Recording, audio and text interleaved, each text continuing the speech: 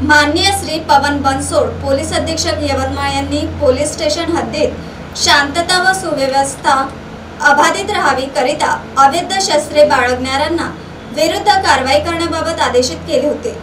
त्या अनुषंगाने police station पोफाळीचे पथक गोपनीय माहिती घेत असता काल दिनांक 11 जून 2024 रोजीचे सायंकाळी 6 वाजता पोलीस स्टेशन पोफाळीचे पथकास गोपनीय माहिती मिळाली की एक संशयित इसम त्याच्या ताब्यात हत्यार बाळगून मोजा शिकोना गावच्या समोर रोडवर फिरत आहे।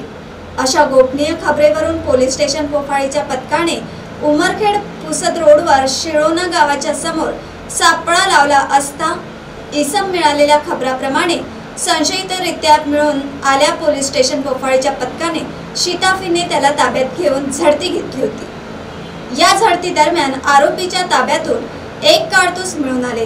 सदर इसमास त्याचे नाव गाव विचारले असता त्याने त्याचे नाव शेख सोहिल शेख ख्वाजा वय 24 वर्ष राहणार मधुकर नगर पुसद असे सांगितले।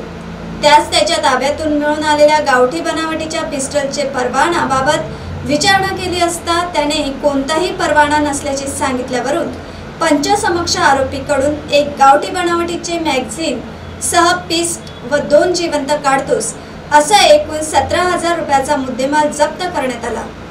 आरोपीने सदर पिस्टल व कारतूस कोठून आणले व त्याचा वापर कशासाठी करणार होता याबाबत तपास सुरू आहे।